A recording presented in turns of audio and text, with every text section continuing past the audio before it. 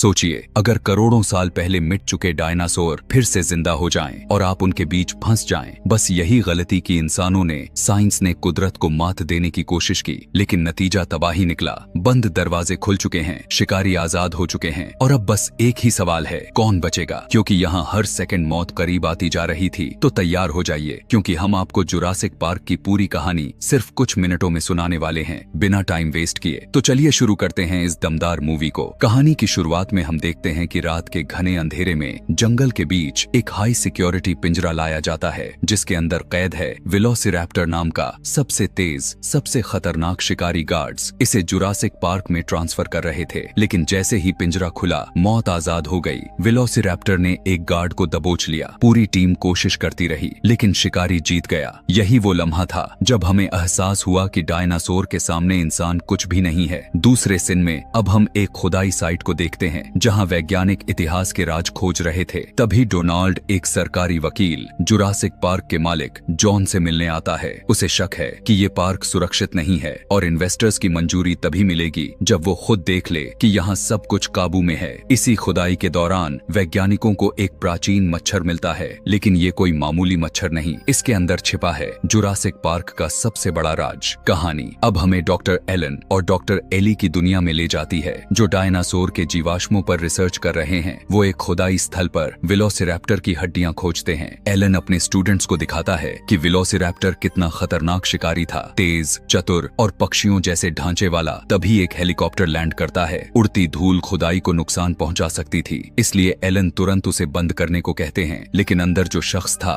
वो और भी बड़ा सरप्राइज था, जो जुरासिक पार्क का मालिक जॉन था। जॉन उसे कहता कि मैंने आपकी किताबें पढ़ी हैं। डॉक्टर अब एलन और एली हैरान हो गए थे, तो वो पूछते हैं, आप हमसे चाहते क्या हैं? जॉन रहस्यमयी अंदाज में जवाब देता है, मैं आपको ऐसी जगह ले जाना चाहता हूं जो आपने कभी नहीं देखी, और अगर आप मेरे साथ चलें तो आपके अगले 3 साल की रिसर्च का पूरा खर्च मैं उठाऊंगा। इसलिए एलन और एली जाने के लिए तैयार हो जाते हैं। दूसरी तरफ जुरासिक पार्क के पीछे एक खतरनाक साजिश भी चल रही थी। डॉटसन नाम का एक सीक्रेट कंपनी का ऑनर डेनिस नाम के इंजीनियर से मुलाकात करता है। डॉटसन को पता चल चुका था कि अब डायनासोर को बनाया जा सकता है, लेकिन इसके लिए सैंपल लाना सबसे बड़ा चैलेंज था। तो डेनिस इस काम के लिए एक बड़ी डील करता है, इसलिए डॉटसन आधे पैसे एडवांस में दे देता है और साथ ही एक कंटेनर उसे सौंपता है, जिसमें 48 घंटे तक कूलिंग बनी रहेगी। डॉटसन को हर स्पीशीज के 15 सैंपल चाहिए थे और डेनिस इस डील को तुरंत एक्सेप्ट कर लेता है और पैसा लेकर निकल जाता है। लेकिन उसे अंदाजा भी नहीं था कि यह सौदा उसे कितनी बड़ी मुसीबत में डालने वाला है। इस बीच जॉन हैमंड ने एक और स्पेशलिस्ट को बुलाया था, डॉक्टर इयान मैल्कम, जो एक मशहूर मैथमेटिशियन और थियोरिस्ट थे।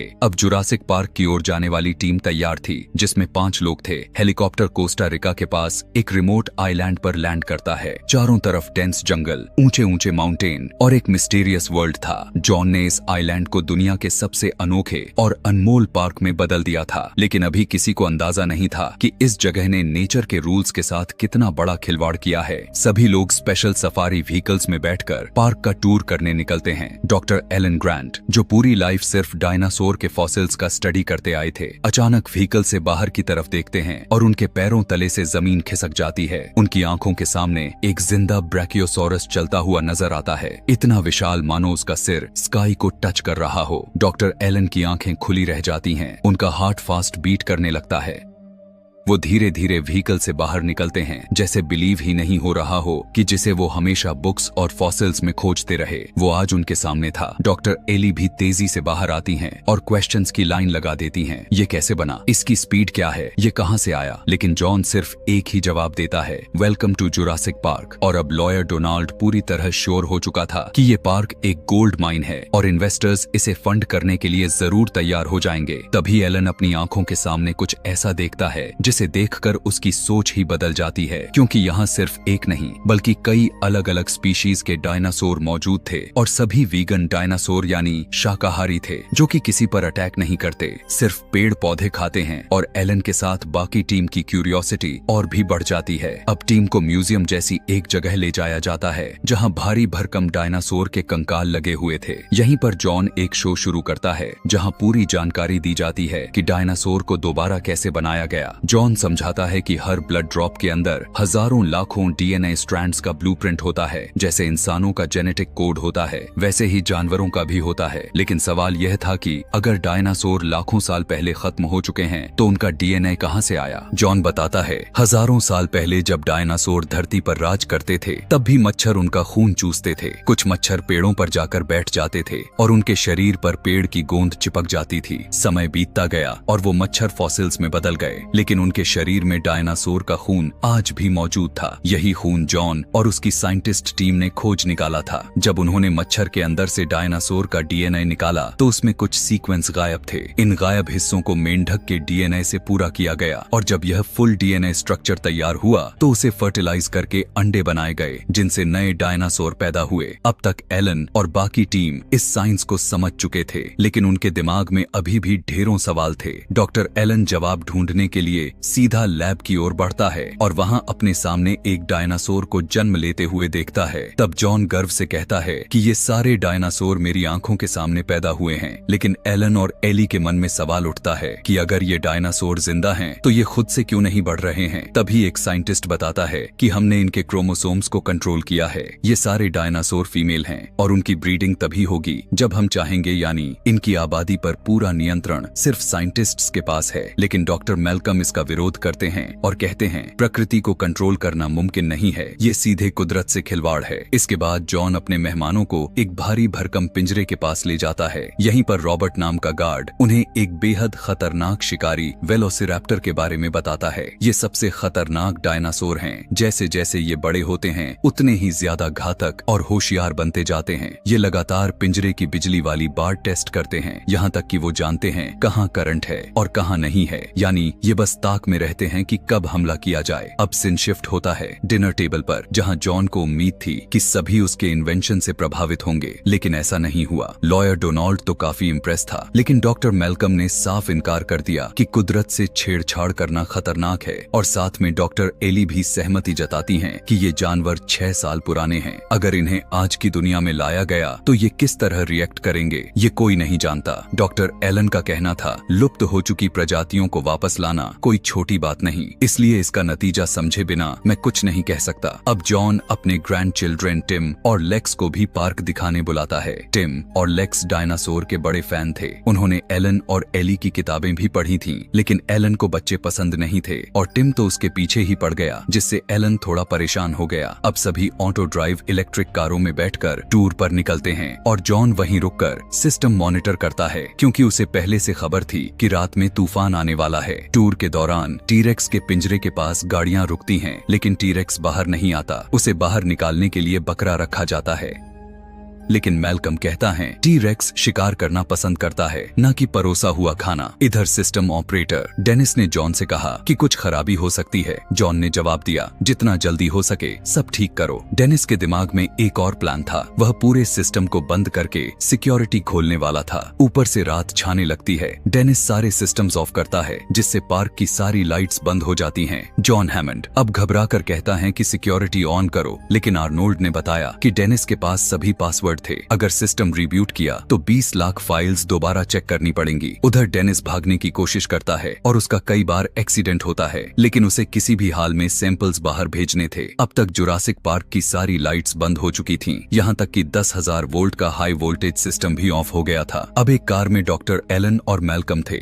दूसरी में टिम, लेक्स और लॉयर डोनाल्ड थे। टिम को लगा कुछ गलत होने वाला है। अचानक बकरे का एक बड़ा टुकड़ा उनकी कार पर गिरता है, क्योंकि टीरेक्स अब पिंजरे से बाहर था। बच्चे घबराकर चीखने लगे और डोनाल्ड जान बचाकर कार से बाहर भाग गया। लेक्स ने रोशनी जलाकर मदद बुलाने की कोशिश की, लेकिन यह उसकी सबसे बड़ी गलती थी। टीरेक्स की नजर सीधी लेक्स पर पड़ गई। एलन ने एक फ्लेयर जलाया ताकि टीरेक्स का ध्यान भटक जाए, लेकिन तभी मैल्कम दूसरी फ्लेयर ले आया और टीरेक्स उसकी तरफ दौड़ पड़ा। टीरेक्स ने बच्चों की कार को पलट दिया। अब डोनाल्ड खुद को वॉशरूम में छुपा चुका था, लेकिन टीरेक्स ने उसे वहीं मार डाला। एलन ने बच्चों को बचाने की कोशिश की, लेकिन टीरेक्स कार को लगातार घुमा रहा था। लेक्स डर के मारे चिल्लाने लगी तो एलन ने उसका मुंह बंद कर दिया और वो भागते हुए एक ऊंची दीवार पर चढ़ गए, लेकिन टीरेक्स कार को धक्का देने लगा। एलन और लेक्स एक तार पकड़कर लटक गए और तभी कार उनके ऊपर गिरने लगी। इधर जॉन अब और ज्यादा परेशान हो गया था। उसी वक्त एली वहां पहुंच चुकी थी और उसे पता चला कि जंगल की सारी सिक्योरिटी बंद हो चुकी है। जॉन ने अपने बच्चों को बचाने के लिए रॉबर्ट को भेजा और एली भी उसके साथ चली गई। उधर डेनिस सैंपल लेकर भाग रहा था, लेकिन उसकी गाड़ी कीचड़ में फंस गई। गाड़ी निकालने के लिए डेनिस ने एक पेड़ से रस्सी बांधी। तभी एक बेबी डायनासोर उसके सामने आ गया। डेनिस ने उसे भगाने की कोशिश की, लेकिन वह पीछा नहीं छोड़ रहा था। कुछ ही सेकंड में डायनासोर ने जहरीला लार उसके चेहरे पर उगल दिया। फिर डेनिस घबराकर गाड़ी में छिपा, लेकिन डायनासोर ने वहीं हमला कर उसे मार डाला और सैंपल भी कीचड़ में गिर गया। उधर एलन और लेक्स अब टिम को ढूंढ रहे थे। एलन ने लेक्स को एक सुरक्षित जगह छिपाया और पेड़ पर चढ़ा दिया। थोड़ी दूर उसे टिम मिल गया। एलन टिम को लेकर नीचे आ ही रहा था कि उनके ऊपर कार गिरने लगी। दोनों जल्दी से नीचे कूदे, लेकिन कार फिर से उनके ऊपर गिर गई। आखिरकार वो किसी तरह निकलने में कामयाब हो गए। उधर रॉबर्ट और एली मैल्कम को बचाने पहुंचे, लेकिन जब एली ने चारों तरफ देखा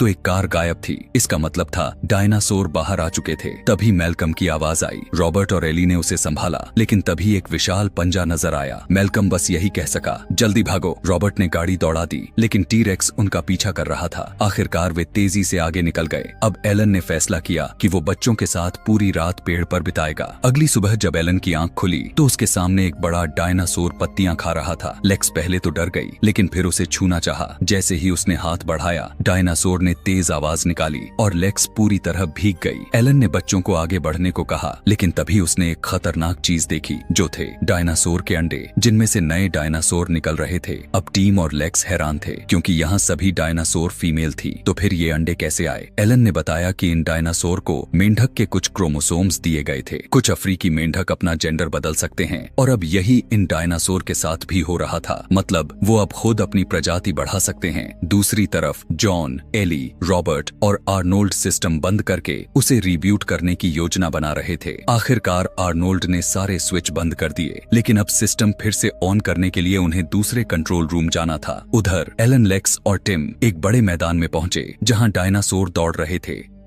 इसलिए वो एक पेड़ के पीछे छिपे। तभी टीरेक्स ने कई छोटे डायनासोरों का शिकार कर दिया। अब रात हो चुकी थी, लेकिन आर्नोल्ड अब तक वापस नहीं लौटा था, इसलिए एली और रॉबर्ट सिस्टम ऑनन करने के लिए बाहर निकल गए। जैसे ही रॉबर्ट ने चारों तरफ देखा तो उसे वेलोसिरैप्टर का पिंजरा टूटा हुआ मिला। मतलब अब जंगल में ये घातक शिकारी घूम रहे थे। रॉबर्ट समझ गया कि वेलोसिरैप्टर उन पर नजर रखे हुए हैं। उसने एली से कहा, तुम भागो, मैं इन्हें रोकता हूँ। एली तुरंत बंकर की ओर दौड़ी और दरवाजा बंद कर लिया, लेकिन रॉबर्ट चारों तरफ से घिर चुका था। अचानक दो वेलोसिरैप्टरों ने उस पर हमला किया और वो मारा गया। उधर एलन बच्चों के साथ इलेक्ट्रिक फेंस तक पहुंचा। अब सिर्फ आखिरी स्विच ऑन करना बाकी था और एलन ने टिम को जल्दी कूदने को कहा, लेकिन वह डर गया और उसी वक्त एली ने स्विच ऑन कर दिया और पूरा सिस्टम रिस्टार्ट हो गया। लेकिन करंट लगने से टिम को जबरदस्त झटका लगा और वह नीचे गिर गया। उसी समय एली को एहसास हुआ कि वह बंकर में अकेली नहीं थी, वहां एक वेलोसिरैप्टर भी था। जैसे तैसे वह बचकर भाग निकली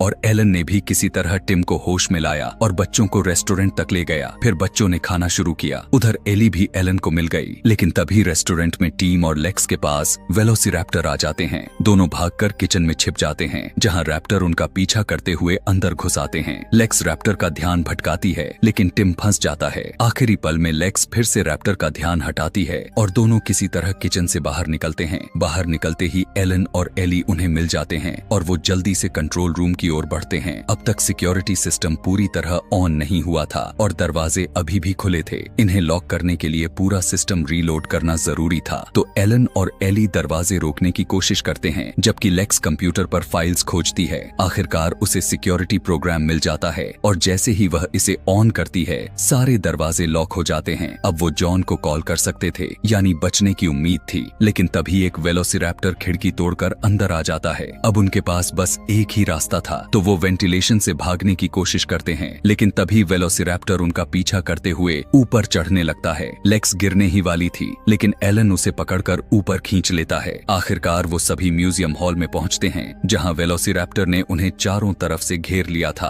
अब कोई भी बचने का रास्ता नहीं था। तभी टीरेक्स जोरदार दहाड़ के साथ अंदर आती है और सीधे वो रैप्टर्स पर हमला कर देती है। एलन, एली और बच्चे इस मौके का फायदा उठाकर वहां से भाग निकलते हैं। बाहर निकलते ही जॉन और मैल्कम जीप में मिल जाते हैं। तभी चॉपर भी आ जाता है और वो सभी उसमें बैठकर वहां से निकल जाते हैं। अब जॉन का जिंदगी भर का सपना चकनाचूर हो चुका था। एलन ने जॉन की ओर देखा और ठंडी आवाज में कहा, इस पार्क को हमेशा के लिए बंद कर देना ही सही होगा। लेकिन जॉन ने उसे कोई जवाब नहीं दिया। जॉन की आंखों में हार का दर्द साफ दिख रहा था और वो खिड़की से अपनी जिंदगी की सबसे बड़ी असफलता को देख रहा था। एक ऐसा सपना जिसे उसने खुद ही बर्बाद होते देखा। और इसी के साथ ये मूवी यहीं पर खत्म हो जाती है। तो दोस्तों, क्या आपको लगता है कि यह कहानी यहीं खत्म हो गई है? अगर आप ऐसा सोच रहे हो तो आप गलत हो सकते हो। लेकिन अब सवाल ये है कि क्या डायनासोर खत्म हो चुके हैं या उन्होंने इंसानों की दुनिया में जगह बना ली है? इसका जवाब मिलेगा जुरासिक पार्क के दूसरे पार्ट में। इसलिए अगर आप इस सीरीज का अगला पार्ट मिस नहीं करना चाहते हो तो अभी चैनल को सब्सक्राइब कर लो, क्योंकि अगली बार डर और भी बड़ा होगा और शिकारी सिर्फ जंगल में नहीं होंगे।